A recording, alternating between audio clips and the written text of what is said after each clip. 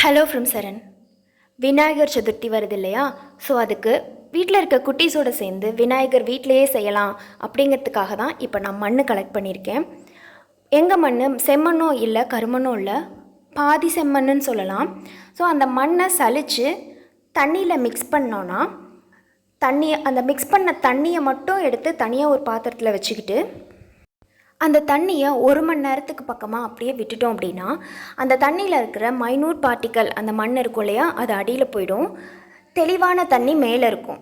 அந்த தண்ணியை வடிகட்டினா அதில் இருக்கிற மைனூட் பார்ட்டிக்கல் மட்டும் நமக்கு களிமண்ணாக கிடைக்கும். ஸோ இந்த மண்ணில் தான் நம்ம இப்போ பிள்ளையார் செய்ய போகிறோம்.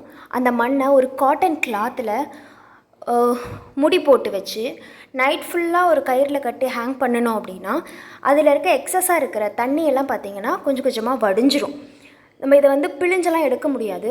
அதனால் இந்த மாதிரி ஒரு நைட் ஃபுல்லாக கட்டி தொங்க விடணும். ஸோ நானும் அந்த மாதிரி தான் தொங்க விட்டுருக்கேன்.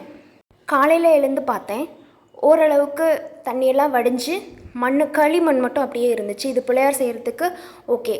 ஸோ இனிமேல் சாப்பிட்டுட்டு பிள்ளையார் செய்ய வேண்டியதான்.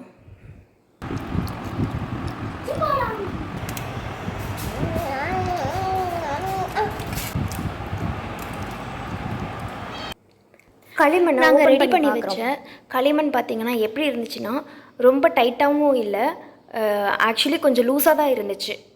இன்னும் கொஞ்சம் தண்ணி ஈரப்பதெல்லாம் போய் இன்னும் கொஞ்சம் கெட்டியாக இருந்துச்சுன்னா கொஞ்சம் வலிஞ்சு போகாமல் இன்னும் கொஞ்சம் நல்லாயிருக்கும், டைட்டாக இருந்திருக்கும் அப்படின்னு தோணுச்சு.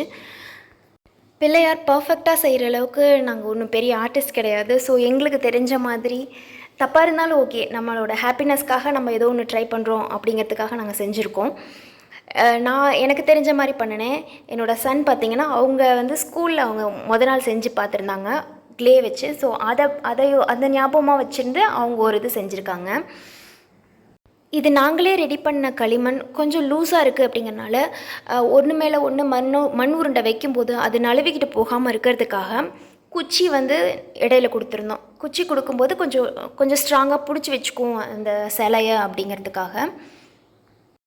நானே ரொம்ப சுமாராக எனக்கு கைக்கு வந்த வாக்கில் நான் செஞ்சிட்ருந்தேன். பட் என் சன் என்ன ரொம்ப ஃபீல் பண்ணாங்க, உங்களோட தான் நல்லாயிருக்கு, என்னோடது ரொம்ப சுமாராக தான் இருக்குது அப்படின்னு சொல்லிட்டு அவங்க ஃபீல் பண்ண ஆரம்பித்தாங்க. ஆக்சுவலி நான் என் வயசுக்கு இது பண்ணுறது ஒரு பெரிய விஷயமே கிடையாது. இது ஒரு பெரிய விஷயமே கிடையாது. இது ரொம்ப சூப்பராக இருக்குன்னு சொல்ல முடியாது. ஆனால் என் சன் ஒரு 7 இயர்ஸ் பாய் அதை ட்ரை பண்ணியிருக்காங்க. அவங்க ஏன் அளவுக்கு அவங்களும் ட்ரை பண்ணியிருக்காங்க அப்படிங்கிறப்போ எனக்கு அதுதான் ரொம்ப பெரிய விஷயமா இருந்துச்சு. ஆக்சுவலி அவங்க பண்ணது தான் சூப்பர். நான் என்னோடய வேலையை முடிச்சுட்டு என் பையனோட பிள்ளையார் செய்கிறதுக்கும் நான் கொஞ்சம் ஹெல்ப் பண்ண மீன்ஸ் இந்த கலர் பண்ணிகிட்ருக்காங்க பார்த்தீங்களா, இதுக்கு மட்டும்தான் நான் ஹெல்ப் பண்ணேன். மற்றபடி அதில் அவங்க பண்ணியிருக்கிற ஒரு குட்டி குட்டி ஒர்க்குனாலும் அது அவங்களோடது தான்.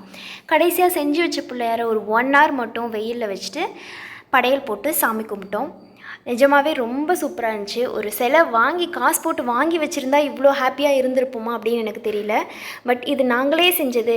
அங்கே இலையில வச்சதுலேருந்து அங்கே சாமி கும்பிட்டதுக்காக நாங்கள் ரெடி பண்ண எல்லாமே எங்கள் தோட்டத்துலேருந்து எடுத்தது, நாங்களே ரெடி பண்ணது அப்படிங்கிறனால ரொம்பவே ஹாப்பியாக இருந்துச்சு. கொழுக்கட்டை எல்லாமே ரொம்ப டேஸ்ட்டாக வந்துருந்துச்சு. அடுத்த வருஷம் எங்களை போல் நீங்களும் உங்கள் வீட்டு குட்டிஷோடு சேர்ந்து வீட்டிலையே பிள்ளையார் செஞ்சு சாமி கும்பிடுங்க. கண்டிப்பாக இது ரொம்ப நல்ல எக்ஸ்பீரியன்ஸாக இருக்கும், உங்களுக்கும் ரொம்ப பிடிக்கும்னு நம்புகிறேன். நன்றி. சப்ஸ்கிரைப் பண்ண மறந்துடாதீங்க. கமெண்ட் பண்ணுங்கள், ஷேர் பண்ணுங்கள். நன்றி.